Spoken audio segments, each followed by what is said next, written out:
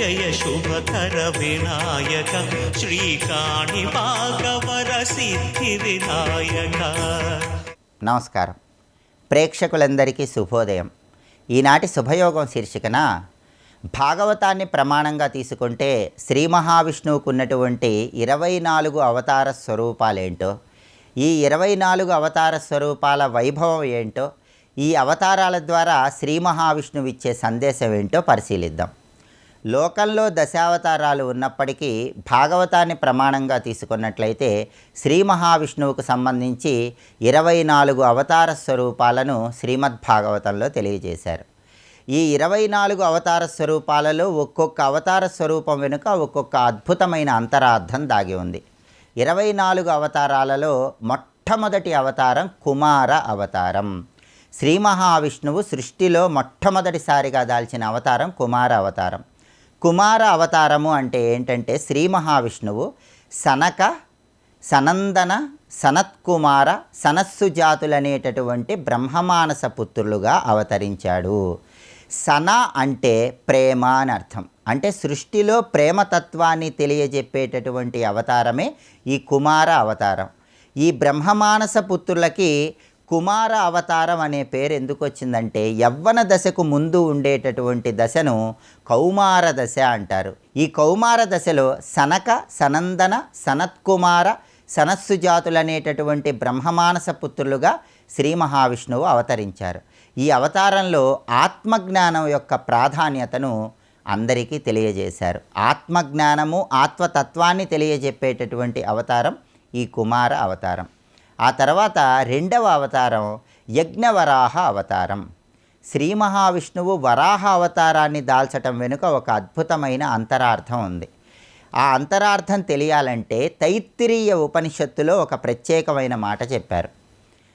ఆకాశం నుంచి వాయువు, వాయువు నుంచి అగ్ని, అగ్ని నుంచి జలము, జలము నుంచి పృథివీ, పృథివీ నుంచి ఓషధులు, ఓషధుల నుంచి అన్నం వచ్చిందని తైత్తిరీయ ఉపనిషత్తులో చెప్పారు. అంటే జలము నుంచి పృథ్వీ వచ్చిందని తైత్తిరీయ ఉపనిషత్తులో చెప్పారు. జలము నుంచి వచ్చినటువంటి పృథ్వీని జలంలోకి తీసుకువెళ్ళటానికి హిరణ్యాక్షుడనే రాక్షసుడు ప్రయత్నిస్తాడు. అంటే సృష్టి క్రమంలో మార్పు తేవాలని హిరణ్యాక్షుడనే రాక్షసుడు ప్రయత్నిస్తాడు. భూమికి ఒక అస్థిరత్వం ఏర్పడుతుంది. అప్పుడు భూమికి ఉన్న అస్థిరత్వాన్ని తొలగింపజేయటానికి, మళ్ళీ భూమిని ఉద్ధరించటానికి శ్రీ మహావిష్ణువు యజ్ఞవరాహ రూపంలో ఆవిర్భవించాడు. ఇది విష్ణుమూర్తికి సంబంధించిన రెండవ అవతారం. యజ్ఞవరాహ అవతారం ఇచ్చే సందేశం ఏంటంటే సృష్టి క్రమాన్ని పరిరక్షించటానికి శ్రీ మహావిష్ణువు అవతరించాడని యజ్ఞవరాహ అవతారం మనకు తెలియజేస్తుంది. ఆ తర్వాత విష్ణుమూర్తికి ఉన్న మూడవ అవతారం నారద అవతారం. సాక్షాత్తు శ్రీ మహావిష్ణువే నారద మహర్షిగా అవతరించాడని శ్రీమద్భాగవతంలో చెప్పారు. ఇది మూడవ అవతారం. నారద మహర్షి భక్తి గొప్పతనాన్ని అందరికీ చాటి చెప్పాడు. అంటే శ్రవణం ద్వారా, విష్ణునామ సంకీర్తన ద్వారా ఎటువంటి అద్భుత ఫలితాలు పొందవచ్చో తెలియజెప్పిన విష్ణు అవతారం నారద మహర్షి అవతారం. ఆ తర్వాత 4వ అవతారం నరనారాయణుల అవతారం. నరనారాయణులుగా శ్రీ మహావిష్ణువు ఆవిర్భవించి బదరికవనంలో తపస్సు చేస్తూ తపస్సు యొక్క ప్రాధాన్యతను సమస్త లోకాలకు తెలియజేశాడు. అంటే ధర్మ రక్షణకు, లోక కళ్యాణానికి తపస్సు సహకరిస్తుందని చెప్పిన అవతారమే నరనారాయణుల అవతారం. ఆ తర్వాత శ్రీ మహావిష్ణువు 5వ అవతారం కపిల అవతారం. అంటే శ్రీ మహావిష్ణువు కర్దమ ప్రజాపతి దేవహూతికి కపిల మహర్షి రూపంలో అవతరించాడు.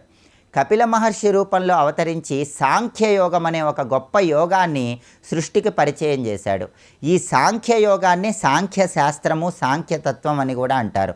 ప్రకృతిలో ఉన్న సమస్త తత్వాలు కూడా ఈ సాంఖ్యయోగంలో ఉన్నాయి. అంటే సృష్టిలో ఉన్న సమస్త తత్వాలను అందరికీ తెలియచెప్పిన అవతారం కపిలావతారం.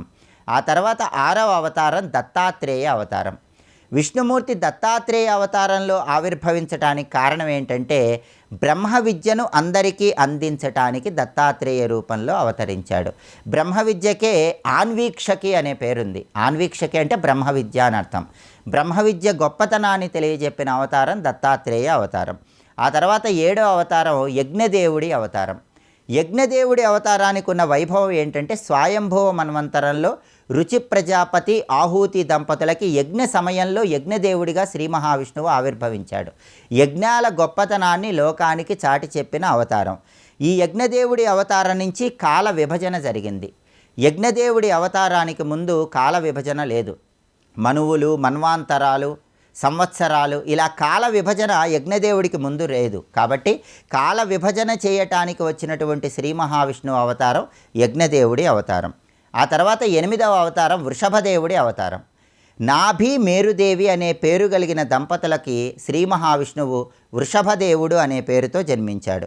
స్త్రీలకు గృహస్థాశ్రమానికి ఉన్నటువంటి ప్రాధాన్యత గురించి చాటి చెప్పి అరుంధతి వశిష్ఠులను, అగస్త్యుడు లోపాముద్రను గృహస్థాశ్రమ ధర్మాలను కాపాడమని నియమించటానికి వచ్చినటువంటి అవతారం వృషభదేవుని అవతారం. కాబట్టి గృహస్థాశ్రమ ధర్మాలను లోకానికి చాటి చెప్పిన అవతారం వృషభదేవుని అవతారం. ఆ తర్వాత 9వ అవతారం హయగ్రీవుడి అవతారం. ఇది జ్ఞానానికి సంబంధించిన అవతారం.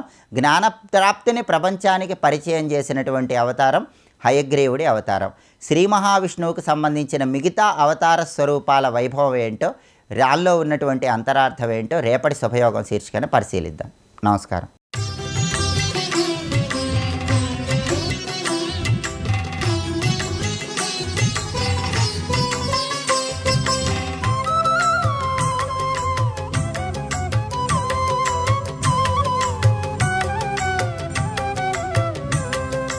ఈ లోకరక్షణలో ఎవడైనా పొరపాట్లు చేస్తే వాళ్ళని శిక్షించే దేవతలు. ఎందుకంటే లోకంలో ఎవరికి వాళ్ళు చేసిన పాపాలని ప్రకృతే శిక్షిస్తుంది. ఆ శిక్షించే డిపార్ట్మెంట్ వీళ్ళు చూసుకుంటారు అనమాట. ఇవన్నీ ప్రకృతి శక్తులే కదా. అలాంటి వారు 64. ఈ 64 పేర్లు చెప్తున్నాను వినవయ్యా జనమేజయ, వింటే చాలా పుణ్యం అంటున్నాడు. కనుక మనమే విందాం, పుణ్యం వస్తుంది. ఇలాంటి మాటలు వింటూ ఉన్న నిద్ర వదిలి మరీ చూస్తాం, ఎందుకంటే పుణ్యం కదా. ప్రవేశిద్దాం, వాళ్ళ పేర్లు విందాం. పింగళాక్షి విశాలాక్షి సముర్ధిర్వృద్ధిరేవచ శ్రద్ధా స్వాహా స్వధాభిఖ్యా మాయా శన్నా వసుంధర త్రిలోకధాత్రి సావిత్రి గాయత్రి త్రిదశేశ్వరి సురూపా బహురూపా చ స్కందమాత అచ్యుత ప్రియా విమలా చ అమలా తద్వదరుణి పునరారుణి ప్రకృతిర్వికృతి సృష్టి స్థితి సంహృతిరేవచ సంధ్యా మాతా సతీ హంసి మర్దికా వజ్రికాపర దేవమాత భగవతి దేవకీ కమలాసన త్రిముఖీ సప్తముక్షన్యా సురాసుర విమర్దని లంబోష్ఠీ చోర్ధ్వకేశీ చ బహుశీర్షా వృకోదరీ రథరేఖాఫయా పశ్చాచ్చశిరేఖ తథావర గగనవేగా పవనవేగా చైవ తతఃపరం అగ్రే భువనపాలస్య తతశ్చాన్మదనాతుర అనంగానంగమథనా తదైవానంగమేఖల అనంగకుసుమా పశ్చాద్ విశ్వరూపాసురాధిక క్షయంకరీ భవేచ్చక్తిరక్షోభ్యా చ తతఃపరం సత్యవాదిన్యథ ప్రోక్తా బహురూపా శుచివ్రత ఉదారక్షా చ వాగీసి చతుషష్టిమితా స్మృత. ఎన్ని విన్నారో తెలుసా? ఇప్పుడు 64 పేర్లు విన్నారు. ఇందులో కొన్ని అనంగ కుసుమానంగ మదన అంటే ఎక్కడ విన్నట్టుంది అనిపిస్తుంది కదా. ఇక్కడ అదేవిధంగా అచ్యుత ప్రియ గాయత్రి ఇలాంటి పేర్లు వచ్చినప్పుడు అన్నీ ఆయా దేవతాశక్తులు ఇక్కడుంటూ లోకంలో ధర్మాధర్మ వ్యవస్థను నడుపుతున్న వీరశక్తులు. ఒక్కొక్కరికి శతాక్షౌహిణికా సేన, ఒక్కొక్కరికి 100 అక్షౌహిణుల సేన ఉందిట. 64 మందికి ఒక్కొక్కరికి 100 అక్షౌహిణుల సేన అంటే ఊహించుకోవచ్చు. అంత పట్టే చోటు ఉంటుందండి అంటే అది భూమి కాదు కనుక అంత చోటు ఉంటుంది అక్కడ. మణిద్వీపం. పైగా అందరి దగ్గర యుద్ధ సామగ్రి ఇవి ఉంటాయి. వారి వారి శస్త్రములు, వారి వారి గణములు, అదేవిధంగా చతురంగ బలములు ప్రకాశిస్తూ ఉంటాయి. ఆ విధంగా భాషిస్తున్నటువంటిది ఈ 64 శక్తులు ఉన్నటువంటి ఆవరణము. ఇది పద్మరాగ పుష్పరాగ ప్రాకారముల మధ్యలో ఉన్నది. ఇప్పుడు పద్మరాగమయం దాటాక మళ్ళీ సప్తయోజన, ఈ దశయోజన దీర్ఘాన్ని ఇక్కడ 7 యోజనముల దూరంలో 10 యోజనముల దీర్ఘంలో దూరంలో గోమేధమణి నిర్మిత గోమేధమణి ప్రాకారం ప్రకాశిస్తున్నది. అక్కడ 32 ప్రధాన శక్తులు ఉంటాయి. వీళ్ళందరూ కూడా లోకాన్ని కంట్రోల్ చేసే అమ్మవారి శక్తులు. అందుకే 32 స్మృత. వీళ్ళని స్వర్గలోకాదివాసులు కూడా కాపాడుతుంటారట. వీళ్ళు మహా ఉత్సాహంగా, వీళ్ళకున్నది ఎప్పుడు యుద్ధోత్సాహం అండి, మరొకటి లేదు. యుద్ధోత్సాహంతో అంటూ ఉంటారట, క్రోధ రక్తేక్షణ, ఎర్రని కళ్ళు పెట్టుకుని భింది భింది చింది చింది పచ్చ పచ్చ అంటూ ఉంటారట. వింటూ ఉంటే ఏదో కవచం చదువుతున్నట్టుంది కదా. ఈ శక్తుల వల్లే కవచానికి శక్తి వస్తుంది తెలుసుకోవాలి. అంటే చంపండి, కొట్టండి, మొత్తండి, నరకండి, ఇవే శబ్దాలు వినబడుతుంటాయి అక్కడ. ఎవరిని అంటే దుష్ట శక్తుల్ని, అంతే. ఈ విధంగా వాళ్ళు తిరుగుతూ ఉంటారు అక్కడ. వాళ్ళ పేర్లు చెప్తున్నారు, వింటే చాలా పుణ్యమయ్యా అని. మళ్ళీ అలా చెప్తేనే జనమేజయుడు వింటాడని కాదు, మనం వింటామని. చాలా విశేషం. తాసాం నామాని వక్ష్యామి పాపనాశకరాణి చ. పాపాలని పోగొట్టేటువంటి వాళ్ళ పేర్లు చెప్తున్నాను విను అంటున్నాడు వ్యాసదేవుడు. విద్య, హ్రీ, పుష్టి, ప్రజ్ఞ, సినీవాలి, కుహు. అమావాస్యల్లో తేడాలండి, పూర్ణిమల్లో అమావాస్యల్లో. దీన్ని బట్టి విశ్వ నిర్వహణ శక్తులే.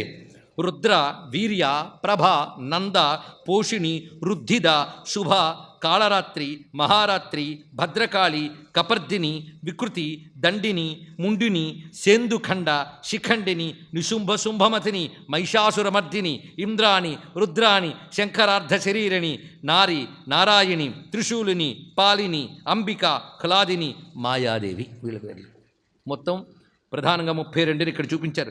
వీళ్ళు కోపిస్తే బ్రహ్మాండాలన్నిటి క్షణంలో నాశనం చేయగలరు, వీళ్ళకు ఓటం అనేది లేదు అన్నారు. ఇక్కడ మీరు జాగ్రత్తగా వింటే మహిషాసురమర్దిని మొదలైన పేర్లు వచ్చాయి. ఎవరు వీళ్ళు? వేరే మహిషాసురమర్దిని ఉన్నదా అంటే అమ్మవారు మహిషాసురమర్దినిగా వచ్చి సంహారం చేసిన తర్వాత ఆ మూర్తి వెళ్ళి ఇక్కడ ఉన్నదనమాట. అది తెలుసుకోవాలి. ఆవిడే అవతరించి ఆ పని చేసాక మళ్ళీ వెళ్ళి అక్కడ ఉంటుంది. దానికి నిశుంభ శుంభదమని అక్కడే ఉన్నది. అమ్మ ఏ ఏ రూపాలతో వచ్చి ఏ ఏ పనులు చేసిందో మళ్ళీ ఆ రూపాలన్నీ మణిద్వీపానికి వెళ్ళి అక్కడ ఉన్నాయి. ఇది తెలుసుకోవాల్సినటువంటి ఆంతర్యం. మళ్ళీ ఎప్పుడో కల్పాల్లో అవసరమైతే అక్కడి నుంచి దిగొస్తాయి, అంతే. కనుకనే మనం పురాణాల్లో చదువుకునే అమ్మ చేసిన ప్రతి లీలామూర్తులు మణిద్వీపంలో ఉంటాయి. ఇది తెలుసుకోవాల్సింది. అక్కడి నుంచి ఉన్నవే. దాని తర్వాత గోమేధికమయ ప్రాకారం దాటాక వజ్రమణి ప్రాకారం, 12వ ప్రాకారం. ఇక్కడికి వచ్చేటప్పటికల్లా మొత్తం భూమి అన్నీ కూడా సర్వం హీరమయం. ఇక్కడ రత్నమయంగా చెప్పేటప్పుడు అక్కడ భూమి, చెట్లు అన్నీ ఆ రత్నపు రంగులతో ఉంటాయి. ఇది తెలుసుకోవాలి. అలాగే ఇప్పుడు వజ్రమయం కనుక సర్వం హీరమయం అంటే వజ్రమయం. అందులో గృహములు, వీధులు, రథాలు అన్నీ ఉంటాయండి. ఆ ప్రాకారంలో ఉన్నవాడికి అటు ఇటు కూడా తెలియదు, ఆ ప్రాకారమే బ్రతుకు. ఇది ఒకటి ఉన్నది. అక్కడికి చేరిన సిద్ధులు అందులో తిరుగుతూ అక్కడుండే ఆనందాన్ని అనుభవిస్తూ ఉంటారు, అలా విహరిస్తుంటారు. ఇక్కడ ఉండవాళ్ళు ఎవరు? ఈ ప్రాకారం చాలా ముఖ్యమైన ప్రాకారం. అమ్మవారికి రోజు అలంకరణ చేసే సిబ్బంది యొక్క కాలనీ అండి ఇది. ఇక్కడ ఆవిడకే అన్నిటికీ సిబ్బందులు ఉన్నారు, అలంకరణ చేసే సిబ్బంది. వీళ్ళని తలంచుకుంటే వీళ్ళకి ఎంత భాగ్యవంతులంటే అమ్మ దగ్గర కూర్చొని అమ్మ పాదాలకు పసుపు రాసేవాళ్ళు ఒకరు, పారాని పెట్టేవాళ్ళు ఒకరు, ఏ అవయవానికి ఏ ఆభరణం అతికించాలో అది అతికించే వాళ్ళు ఒకరు, సీమంతంలో సింధూరం దిద్దేవారొకరు, తిలకం దిద్దేవారొకరు, కాటిక పెట్టేవారొకరు. ఏవి ఆవిడ చేసుకోదు, అందరూ వీళ్ళు చెయ్యాలి. వీళ్ళకి ఆ భాగ్యం ఇచ్చింది ఆ తల్లి. ఏం చేస్తాం, వాళ్ళ భాగ్యం. పాదుకులు శుభ్రం చేసి అమ్మ వేసుకో అనేవాళ్ళు ఒకరు, ఇలా ఒక్కొక్కరు ఉంటారు. అమ్మ ఇదిగోనమ్మా నీ చెరకు వెళ్ళి ఇప్పుడే దాచిపెట్టాం కొంత తీసుకో అని ఇస్తూ ఉంటారు. ఇవన్నీ ఇలాంటి వీళ్ళ పని. పైగా అమ్మవారికి తాంబూలాలు కట్టే డిపార్ట్మెంట్ అందులో ఉంది. ఇవన్నీ పరిచర్యకంటూ ఒక్కొక్క పని ఒక్కొక్కరు. ఆ ఒక్కొక్కరు ఎలా ఉంటారంటే ఒక్కొక్కరు మహారాణి ఇలా ఉంటారట కాలనీలో. వాళ్ళ కింద దాసీజనం చాలా ఉంటారట. సర్వం శ్రీ జగన్మాతృ చరణారవిందార్పణమస్తు. స్వస్తి.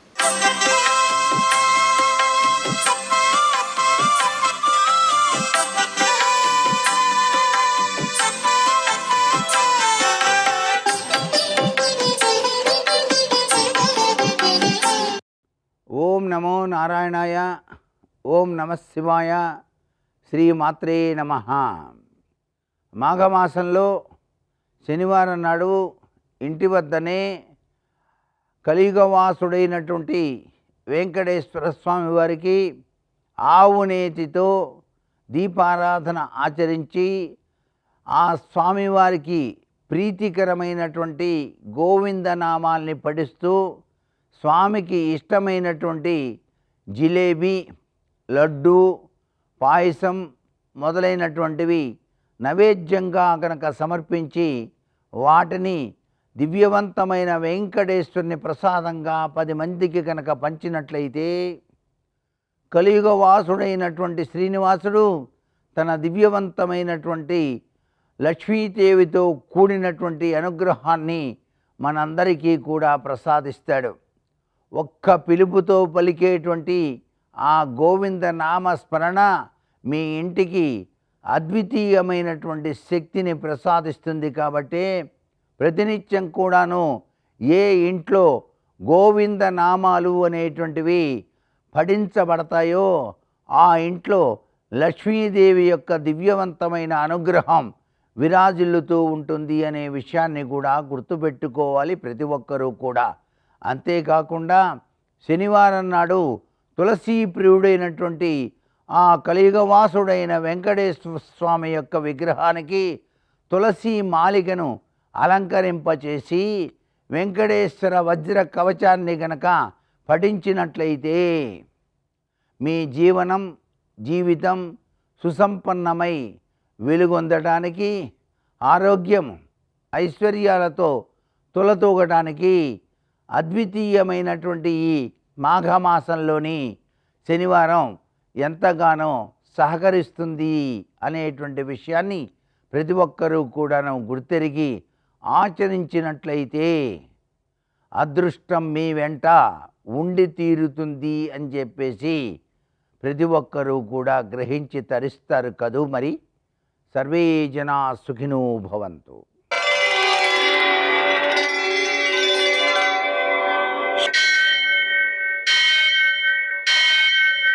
సహస్రశీరుషం దేవం విశ్వాక్షం విశ్వశంభువం విశ్వం నారాయణం దేవమక్షరం పరమం పదం విశ్వతః పరమాం నిత్యం విశ్వం నారాయణగుం హరిం విశ్వమేవేదం పురుషస్తద్విశ్వముపజీవతి పతిం విశ్వస్యాత్మేశ్వరం శాశ్వతం శివమచ్యుతం నారాయణం మహాజ్ఞేయం విశ్వాత్మానం పరాయణం. సూర్యశౌర్యమథేందురింద్రపదవీ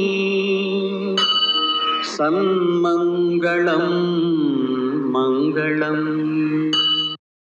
పద్మావతి ప్రణయలాలితముగ్ధదేహ శ్రీవేంకటేశరుణమోచనమస్తు మహ్యం.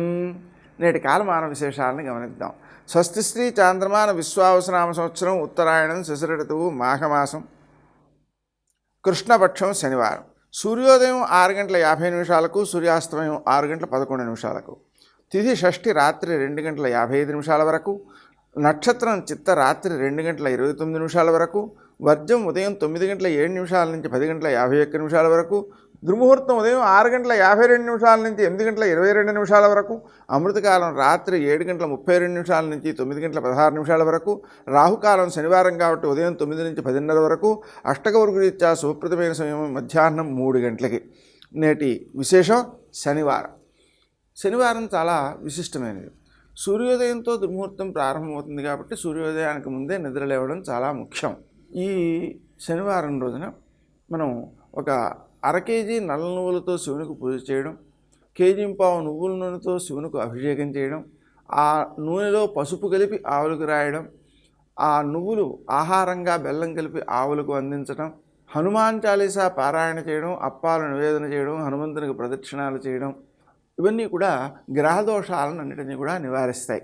ముఖ్యంగా సంకటహరణుడు వెంకటరమణుడు, ఆయనకి శనివారం ప్రీతికరమైనది కాబట్టి మనం వెంకటేశ్వర దీపారాధన చేసుకోవడం ద్వారా గ్రహదోషాలన్నీ తొలగుతాయి. నేటి ఆణిమత్యాలు.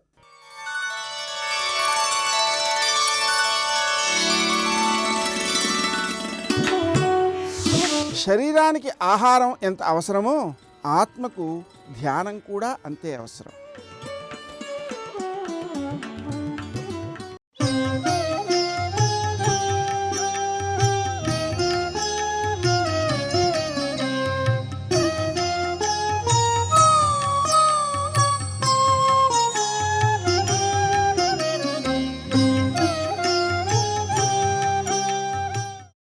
ఇక్కడ డబ్బు ఉంది పనికిరాదు, ఇక్కడ ఒంట్లో ఓపిక ఉంది అక్కడ పనికిరాదు. ఇక్కడ ఒంట్లో ఓపికతో ఈశ్వరుడి పల్లకీతో మొయ్యి, ఇక్కడ నీకున్నటువంటి ఓపికతో ఒక దీనుడికి సేవ చెయ్యి, ఇక్కడ ఉన్న ఓపికతో నువ్వు సమాజాన్ని భగవంతుడిగా చూసి సేవ చెయ్యి. ఈ పుణ్యం నీకు ఉత్తరలోకాల్లో పనికొస్తుంది, స్వర్గలోకానికి వెళ్ళడానికి కారణం అవుతుంది. ఇక్కడ బలం ఇక్కడే దాచిపెట్టుకుంటాను నేనేమీ చేయనంటే ఎందుకు పనికిరాదు అది. అది ఇక్కడ డబ్బు అమెరికాలో పనికిరానంటే ఇక్కడ ఉన్నవి అక్కడికి పనికిరావు. ఇక్కడ డబ్బు ఉంది దానం చెయ్యాలి, అప్పుడు అక్కడికి పనికొస్తుంది. మార్చుకోవడం రావాలి పుణ్యంగా. మార్చేవాడెవరు? విష్ణువే నీ దగ్గర దానం పుచ్చుకునేటటువంటి వాడి రూపంలో వస్తున్నాడు. వచ్చాడు కాబట్టి నువ్వు అనుగ్రహింపబడ్డావు, లేకపోతే నీ డబ్బు ఎందుకు పనికొస్తుంది? అందుకే సనాతన ధర్మంలో ఇచ్చిన వాడికి పుచ్చుకున్నవాడు నమస్కారం పెట్టడు, పుచ్చుకున్నవాడికి ఇచ్చినవాడు నమస్కారం పెడతాడు. ఎందుకంటే వాడు పుచ్చుకున్నాడు కాబట్టి నీకు పుణ్యం పడింది.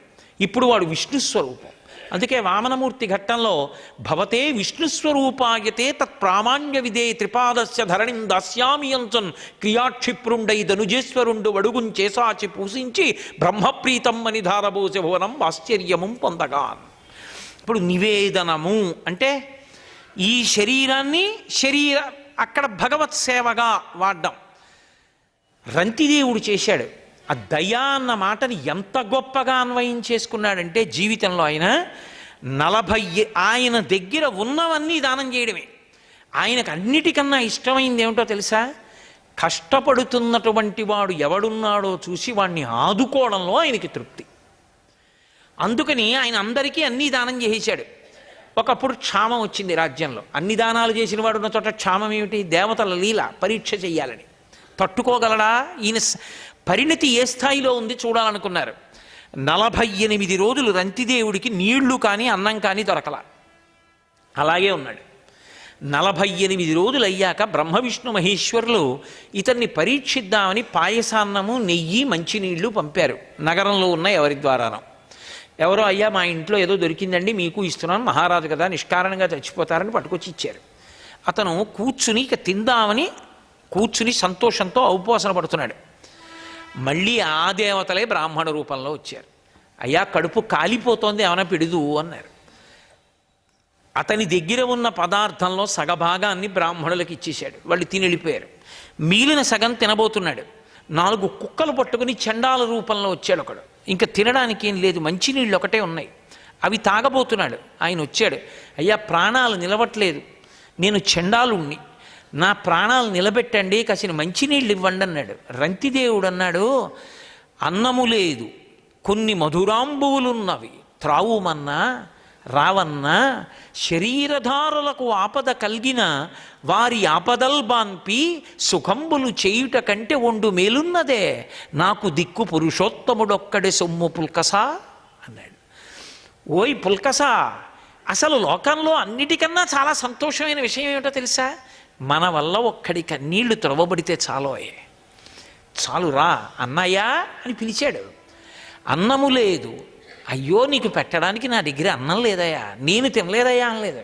అన్నం లేదయా, కొన్ని మధురాంబువులు ఉన్నవి, కాసి నీళ్లున్నాయి, తీయటి నీళ్లు, త్రావుమన్నా రావన్నా, అన్నదా తాగు, అవి తాగేసేయి.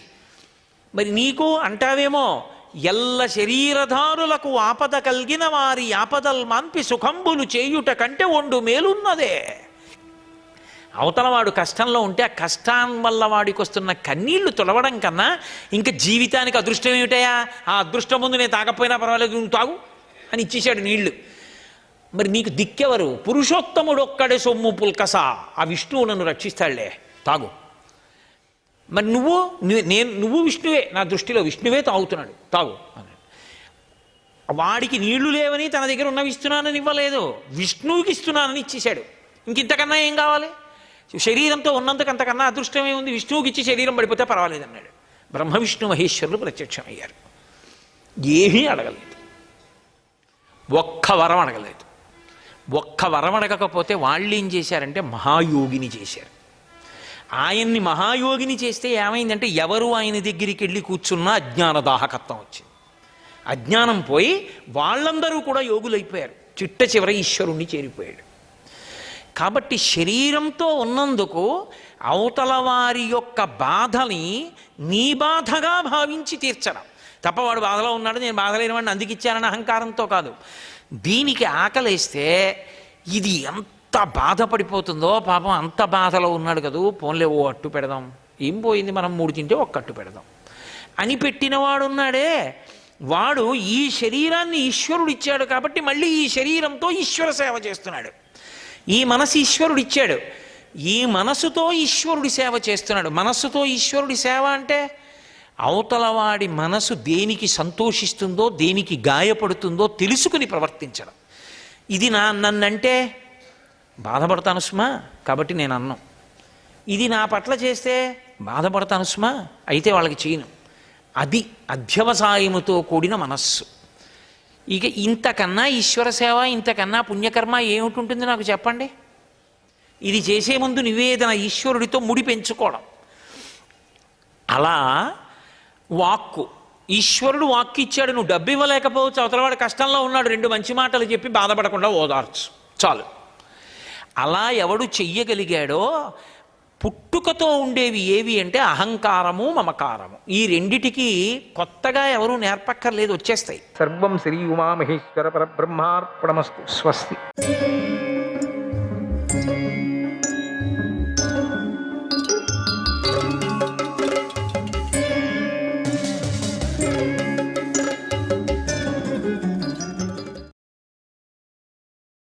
రాకుమారులు తక్కువ స్థాయి వారితోనూ నీచమైన ఆచార వ్యవహారాలు కలవారితోనూ యుద్ధం చేయరు. తెలిసిందా నీకు? నీచమైన వ్యవహారవంతుడు మాకు తెలుసు నువ్వెవరని, నువ్వెక్కడి నుంచి వచ్చావని కూడా తెలుసు, కానీ నువ్వు చెప్పు చూస్తాం అన్నాడు. ఆ మాటలు విని కర్ణుడు చాలా సిగ్గుపడ్డాడు. కర్ణుడి ముఖం క్రిందికి వాలిపోయింది. అంత జోరుగా ఉండేవాడు. అది చెప్తూనే తన పూర్వోత్తరాలు ఏమిటి అని అడుగుతూనే సిగ్గుపడ్డాడు, మొహమ్మాట పడ్డాడు. కంట్లో నుంచి నీళ్లు కూడా వచ్చాయనిపిస్తుంది. కర్ణుడి యొక్క ముఖం క్రిందికి చాలా వాలిపోయింది, కూలిపోయినట్టు అయిపోయింది పాపం. ఆ ముఖం వర్షపు నీటితో తడిసి వాడిపోయిన పద్మంలాగా కనిపించింది. ఏడిచాడు బాగా, పద్మంలాగా కనిపించింది. అప్పుడు ఉండినటువంటి కళ లేదు, అప్పుడు లోపలికి వచ్చినటువంటి జోరు లేదు, ఆ సూర్యుడు కనిపించినటువంటి ఆ వెలుతురుతో ఉండినటువంటి కళ లేదు. ఈ మాట అంటూ ఉండగానే అప్పుడు దుర్యోధనుడు కురుపుటితో చెప్తున్నాడు, కృపాచార్య, ఓ ఆచార్య, శాస్త్ర ప్రకారంగా రాజు అని పిలవటానికి 3 కారణాలు ఉన్నాయి చెప్తున్నాడు. ఎందుకు నువ్వు అట్లా అంటున్నావు? శాస్త్ర ప్రకారంగా పిలచడానికి, రాజు అనటానికి 3 కారణాలు. 1, ఉత్తమ కులంలో పుట్టినవాడు, వాణ్ణి రాజు అనవచ్చు.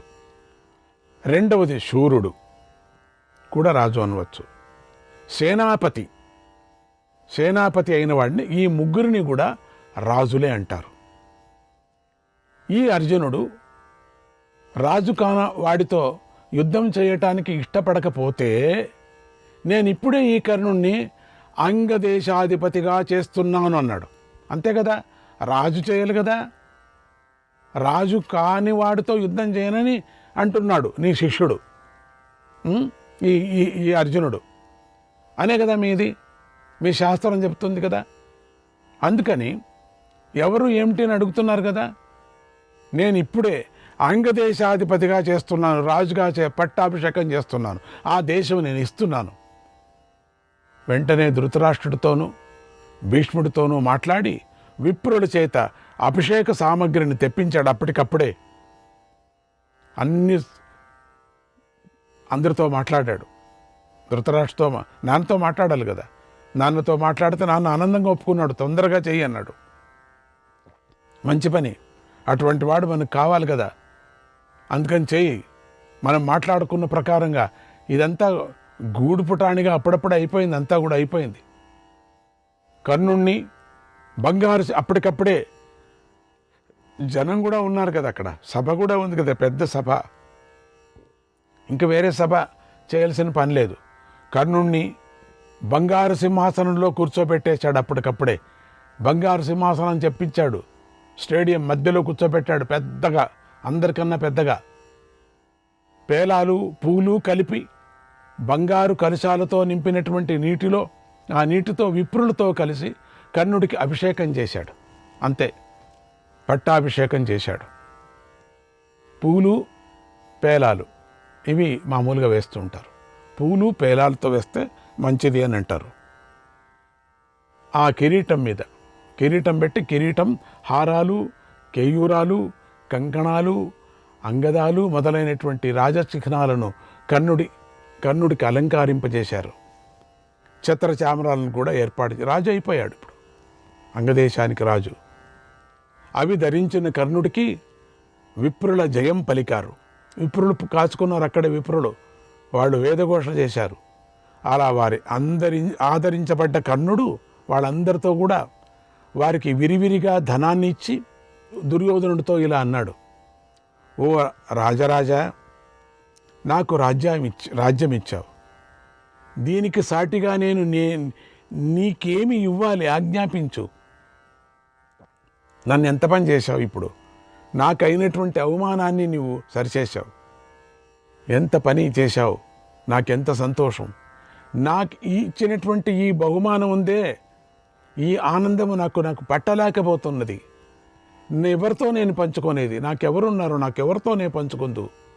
అందుకని నీకు నేనేం చేయాలో చెప్పు, నాకింతగా నువ్వు చేశావు, నాకు రారాజును చేసేసావు. నువ్వు ఏం చెప్తే నేను అది చేయటానికి సిద్ధంగా, నువ్వు ఏం చెప్పు నేను చేస్తానన్నాడు. అప్పుడు దుర్యోధనుడు కాచుకున్నాడట. అంగరాజా, ఇప్పుడు అంగరాజా అన్నాడు. అప్పుడు కర్ణుడు అన్నాడు అంతే. ఇప్పుడు అంగరాజా, నేను నీతో అఖండమైన విడిపోని మైత్రినే కోరుకుంటున్నాను అన్నాడు. మన ఇద్దరము మంచి స్నేహితులం అవుతున్నాం. విడిపోని మైత్రి అంటే పెద్దగా ఇద్దరు ఒకటే అయిపోన్నాం. మన ఇద్దరు విడిపోయినటువంటి మైత్రిని కోరుకుంటున్నాం, స్నేహితులు అవుతున్నాం. కర్ణుడు అలాగే మిత్రమా అన్నాడు. ఇప్పుడు రాజరాజు అనేవాడు ఇప్పుడు మిత్రమా అన్నాడు. ముందు ప్రారంభంలో రాజా అన్నాడు కదా, రాజా రాజా అన్నాడు. ఇప్పుడు అక్కర్లే, అలాగే మిత్రమా అని స్నేహం చేశాడు. ఇద్దరు సంతోషంగా పరస్పరం కౌగిలించుకొని శ్రీకృష్ణాయ పరమాత్మనే నమః. కర్ణుణ్ణి పెంచి పెద్ద చేసిన తండ్రి అతిరథుడు, ఆయనకు కొరడాయే ప్రాణం అంటే సహాయం. ఆయన కర్ణుణ్ణి పిలుస్తూ రంగస్థలంలోకి వచ్చాడు. అప్పుడు ఆయన ఉత్తరీయం జారిపోతుంది, శరీరం చెమట పట్టి కంపిస్తుంది. ఎంతో ఆతురతగా అతిరథుడు వస్తున్నాడు. ఆయన మీద ఉన్నటువంటి గౌరవంతో కర్ణుడు వెంటనే సింహాసనం మీద నుంచి లేచాడు. ధనస్సును పక్కన పెట్టాడు. పట్టాభిషేక జలంతో తడిసి ఉన్నటువంటి తన తలను ఆయన పాదాలకు తాకించి నమస్కారం పెట్టాడు అందరెదురుగా. అతిరథుడు కుమారా అని పిలుస్తూ కర్ణుణ్ణి కౌగిలించుకొని కృతార్థుడు అయినట్టుగా భావించాడు, సంతోషించాడు. కర్ణుడి తలను తన ఆనందాశ్రువులతో తడిపాడు. భీముడు ఆ అతిరథుడిని చూసి కర్ణుడు సూతపుత్రుడని భావించి ఇలా అన్నాడు. ఓహో, సూతపుత్రుడా వీడు, ఇంతవరకు తెలీదు. ఓ సూతపుత్ర, నువ్వు యుద్ధంలో మా అర్జునుని చేతుల్లో చావటానికి కూడా తగినవాడు కావు, అర్హుడివి కావు నువ్వు. అందుచేత కోరడాను చేతిలో పట్టుకో, కోరడా చేతిలో పట్టుకో. నువ్వు అంగరాజ్యాన్ని అనుభవించటానికి కూడా అర్హుడివి కావు. నువ్వు మీ నాన్నలాగే ఆ జాతిలో పుట్టావు. నువ్వు యజ్ఞవేదికల దగ్గరగా ఉన్నటువంటి పురోడాశాన్ని ముట్టడానికి కుక్కకు ఎలాగైతే అధికారం లేదో అలాగే అంగదేశ రాజ్యాన్ని అనుభవించటానికి నీకు అధికారం లేదు అన్నాడు. ఎవరైనా చెప్పచ్చు కదా, స్వాతంత్రం ఉంది కదా, అక్కడ ఆ మాట అనవచ్చు కదా. నీకెంత అధికారం లేదు నీకు. ఆ మాటలు విని కర్ణుడు పెదవులు అదిరాయి. అతడు పెద్దగా నిట్టూర్చాడు. ఆకాశంలో ఉన్న సూర్యుడిని చూశాడు ఒక్క పరి. ఏం చేయటం అర్థం కాలేదు కర్ణుడికి. అప్పుడు దుర్యోధనుడు కోపించి ముందుకు ఉరికి భీముడితో ఇలా అన్నాడు. ఏ భీమా, నువ్వు ఇలా మాట్లాడకూడదు. క్షత్రియులకు బలమే ప్రధానం. బలముంటే హీన క్షత్రుడితో అయినా పోరాడవలసిందే. వీరులు నదుల యొక్క ఉత్పత్తి స్థానం తెలుసుకోవటం చాలా కష్టం, తెలుసా నీకు? అసాధ్యం. చరాచర ప్రపంచమంతా వ్యాపించి ఉన్న అగ్ని నీటి నుంచి పుట్టింది. సకల దానవులను సంహారం చేయగల వజ్రాయుధం దధీచి యొక్క వెన్నెముక నుండి తయారైంది. అలాగే స్కంద భగవానుడు అగ్ని, కృత్తిక, రుద్రుడు, గంగలకు పుత్రుడని విన్నాను. ఎంతోమంది విప్రులు క్షత్రియుల వల్ల జన్మించారు, నీకు తెలుసా? ఈ మాటను నువ్వు కూడా వినే ఉంటావు. విశ్వామిత్రుడు మొదలైన క్షత్రియులు విప్రులయ్యారు. ద్రోణాచార్యుడు కలశం నుండి పుట్టాడు, నీకు తెలుసా? కృపాచార్యుడు రెల్లుగడ్డి నుండి పుట్టాడు. ఇంతెందుకు, మీ అన్నదమ్ములంతా ఎలా జన్మించారో నాకు తెలుసు. అందుచేత ఇతడు కూడా అలాగే పుట్టాడని నేను అనుకుంటున్నాను. ఇతడు సర్వశుభ లక్షణాలతో కూడినటివాడు, సహజమైన కవచకుండలాలతో పుట్టినవాడు, సూర్య సమానమైనటువంటి తేజస్సు గలవాడు. అటువంటి ఈ కర్ణుడు సూతస్త్రీకి ఎలా పుడతాడు? లేడికి పులిపిల్ల పుడుతుందా? పుట్టదు కదా. ఆలోచించు. కనుక ఈ కర్ణుడు సమస్త క్షత్రియ గుణాలు గలవాడు, యుద్ధరంగాన్ని శోభింపజేసే మహారథికుడు, శూరుడు. ఇటువంటి వాడిని సూతుడేలా కంటాడు? ఆలోచించు. సూతుడికి ఎట్లా పుడతాడు వీడు? ఈ కర్ణుడు తన బాహుబలం వల్ల, నా వంటి మిత్రుడి సహాయం వల్ల ఒక్క అంగదేశానికే కాదు సమస్త భూమండలానికి రాజు కాదగినవాడు. తెలుసా? నా ఈ మాటలు, ప్రవర్తన, పని నచ్చిన వారు రథమెక్కి ధనుస్సును పట్టుకొని నాతో యుద్ధం చేయవచ్చు, లేదా నేల మీద నిలబడే యుద్ధం చేయవచ్చు అన్నాడు. ఆ మాటలు విని రంగస్థలంలోని వారందరూ కూడా దుర్యోధనుణ్ణి మెచ్చుకున్నారు. అప్పటికప్పుడే యుద్ధం వస్తుందేమో అని భయపడిపోయారు. ఆహాకారాలు చేశారు. అంతలో సూర్యుడు అస్తమించాడు. దుర్యోధనుడు కర్ణుడి చేతిని పట్టుకొని ఉన్నాడు. దీపాల కాంతిలో రంగస్థలం నుండి బయటకు వెళ్ళిపోయాడు. పాండవులు ద్రోణునితోనూ, కురుపుడితోనూ, భీష్ముడితోనూ కలిసి ఎవరింటికి వారు వెళ్ళిపోయారు. సూర్యాస్తమైంది కాబట్టి అందరూ గెలిచారు. లేకపోతే ఏమైపోయేదో తెలియదు. అక్కడ ఒక నియమం ఏమంటే సూర్యాస్తమం అవుతూనే ఏ కార్యక్రమాలు చేయకూడదు. ప్రేక్షకుల్లో కొందరు అర్జునుడిని, కొందరు కర్ణుడిని, కొందరు దుర్యోధుడిని మెచ్చుకుంటూ వెళ్ళారు. కుంతి అంగరాజైన కర్ణుణ్ణి తన కుమారుడిగా భావించి ఇతరులకు తెలియకుండా మనస్సులో ఆనందించింది. కర్ణుడు తన పక్షంలోకి చేరాడని, తనకు మిత్రుడయ్యాడని దుర్యోధనుడెంతో ఎంతో సంతోషించాడు. అతడికి అర్జునుడి వల్ల కలిగిన భయం తొలగిపోయింది. అబ్బా, నాకు అర్జునుడితో ఎప్పుడూ భయం ఉండేది. పడుకుంటే, కూర్చుంటే అర్జునుడే నా కలలో కనపడి నా బాణంతో కొట్టినట్టుగా కనపడేవాడు. అబ్బా బాబా బాబా బాబా, నాకు ఈ రోజుకి పీడ తొలగిపోయింది. ఆయనకొక పోటీగా ఉండేడు, దొరికాడు. నాకు ఈరోజు మా పక్షంలో చేరాడు, మా రాజ్యపక్షంలో చేరాడని సంతోషం. కుంతి కూడా ఆనందపడిపోయింది. ఎంతో మా దగ్గరికి చేరుకున్నాడు. లేకపోతే వాడు ఎట్లనో వేరే పుత్రుడు అని చాలా కష్టపడి పిలిపించుకునేవాడు. కర్ణుడు అస్త్రవిద్య బాగా పరిశ్రమ చేసినటువంటి వీరుడు కదా. బాగా అస్త్రవిద్యను అభ్యసించాడు.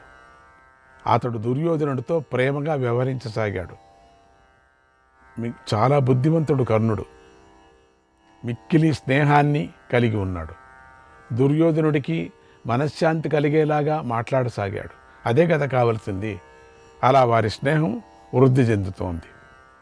ధర్మరాజుకు కూడా ఈ భూమిలో విలువిద్యలో కర్ణుడితో సమానమైన వాడు ఎవడూ లేడు అనే విశ్వాసం కలిగింది. శ్రీకృష్ణాయ పరమాత్మనే నమః. పాండవులు, కౌరవులు అస్త్రవిద్యలో నిష్ణాతులయ్యారు, యోగ్యులయ్యారు అని ద్రోణాచార్యుడు గ్రహించాడు. వారి నుండి గురుదక్షిణను తీసుకోవచ్చు, ఇదే తగిన సమయం అని భావించాడు.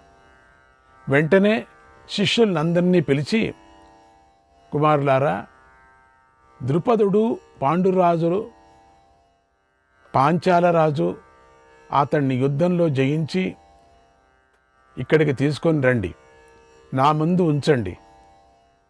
నాకింతకన్నా మించిన కోరిక ఏదీ లేదు. ఈ కోరికను తీర్చండి. ఇదే మీరు నాకు ఇచ్చేటువంటి గురుదక్షిణ. దీనినే నేను గొప్పగా భావిస్తాను అని ఆదేశించాడు. ఏంది, ఇంకొక ఏదో ఒక ప్రశ్న ఉండింది కదా, ఇప్పుడు తీర్చుకున్నాడు ఆయన. టైం ఇది. అందరూ ఉత్సాహంగా అలాగే గురుదేవా అని ద్రోణుడితో కలిసి రథాలనెక్కి పాంచాల దేశానికి బయలుదేరారు. దుర్యోధనుడు, కర్ణుడు, యుయుత్సుడు, దుశ్శాసనుడు, వికర్ణుడు, జలసంధుడు, సులోచనుడు, ఇతరుల వీరులు నేను ముందంటే నేను ముందు అని ఒకరితో ఒకరు కోపంగా పలుకుతూ వేగంగా ప్రయాణించారు. త్వరగా వెళ్ళి పాంచాల దేశంలోకి అడుగుపెట్టారు. అక్కడి ప్రజలను కొడుతూ, నగరాల మీద దాడి చేస్తూ ద్రుపదుడి రాజధాని వైపు దూసుకు వెళ్ళిపోయారు. అందరూ తమ రథాలతో రాజమార్గంలోకి ప్రవేశించారు.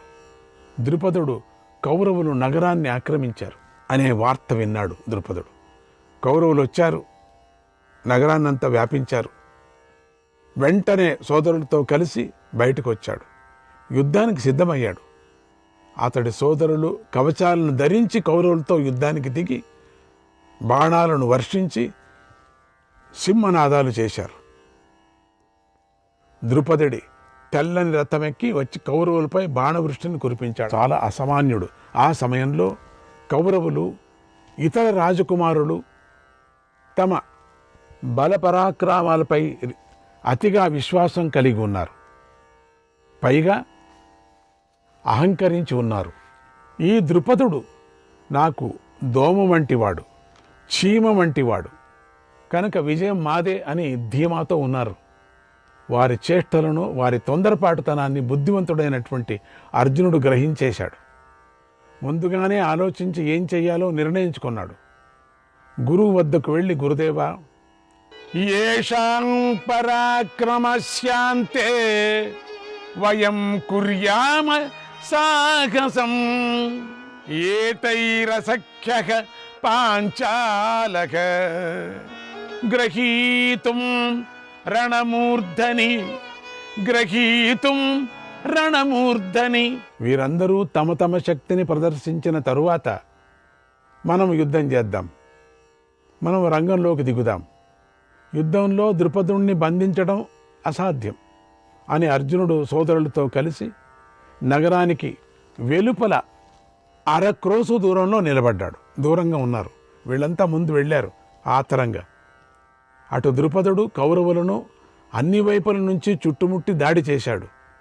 బాణాలతో పెద్ద వలను వేసి వారిని మూర్ఛపోగొట్టాడు. ద్రుపదుడు ఒంటరిగా అలా రథంలో యుద్ధభూమిలో వేగంగా పరాక్రమిస్తూ ఉండే కౌరవులు ఎంతో భయపడిపోయారు. ఇదేంటి ఇట్లా ఉన్నాడు, మనం ఏదో అనుకొని వీడిని తీసుకురావచ్చు అనుకొని ఎంతో మనం ఉత్సాహంగా వస్తే వీడు మననంతా ఇట్లా చేశాడే. ద్రుపదుడు ఒక్కడే అలా సుడిగాల్లాగా అన్ని వైపులా తిరుగుతూ ఉండటంతో కౌరవుల కళ్ళు బైర్లు కురుమ్మాయి. వారికి అనేక మంది ద్రుపదులు ఉన్నట్లుగా కనిపించారు. వాళ్ళకి తల తిరిగిపోయింది. అన్ని చోట్ల ద్రుపదులే కనిపిస్తున్నారు. అప్పుడు ద్రుపదుడు విడిచినటువంటి బాణాలు అన్ని దిక్కులు వ్యాపించాయి. ఆ విజృంభణను, ఆ పరాక్రమాన్ని చూసి తమ రాజు విజయం సాధించాడని పాంచాల ప్రజలు ఇళ్లలో ఉండే వేల కొద్ది శంఖాలు ఊదారు, బేరులు వాయించారు, మృదంగాలు మ్రోగించారు, తప్పెట్లు తాళాలు వాయించారు, సైనికుల సింహనాదాలు చేశారు. తమ ధనస్సుకు గల నారిని మీటి ధనుష్టంకారం చేశారు. ఆ ధనుష్టంకార ధ్వని ఆకాశాన్ని తాకింది. అప్పుడు యుద్ధంలో ద్రుపదుడుదే పైచేయి కావటాన్ని చూసి దుర్యోధనుడు, వికర్ణుడు, సుబాహువు, దీర్ఘలోచనుడు, దుశ్శాసనుడు విపరీతంగా కోపించి బాణాలను వర్షంలాగా కురిపించారు. అప్పుడు ద్రుపదుడు తీవ్రంగా గాయపడి కోపించి మరీ విజృంభించాడు. ఇంకా కోపం, ఇంకా బాణాలు ఎక్కువ వేశాడు. 10 బాణాలను విడిచి దుశ్శాసనుణ్ణి కొట్టేశాడు. 20 బాణాలు ప్రయోగించి వికర్ణుణ్ణి కొట్టాడు. మరో 20 బాణాలు తీసుకొని శకునుని లేవకుండా చేశాడు. తర్వాత ద్రుపదుడు కర్ణ, దుర్యోధనుల పని కూడా పట్టాడు. వారి శరీర అవయవాల సందుల మీద విడివిడిగా 28 బాణాలను ప్రయోగించి వారిని తీవ్రంగా గాయపరిచాడు. 5 బాణాలతో సుబాహుణ్ణి కొట్టాడు. వివిధ బాణాలతో ఇతర వీరులంతా బాధించి సింహనాదం చేశాడు. ఇలా ద్రుపదుడు కోపంతో గర్జిస్తూ బాణాలతో శత్రువులను, ధనుస్సులను తుంచేశాడు. రథాలను విరగ్గొట్టేశాడు. శ్రీకృష్ణాయ పరమాత్మనే నమః.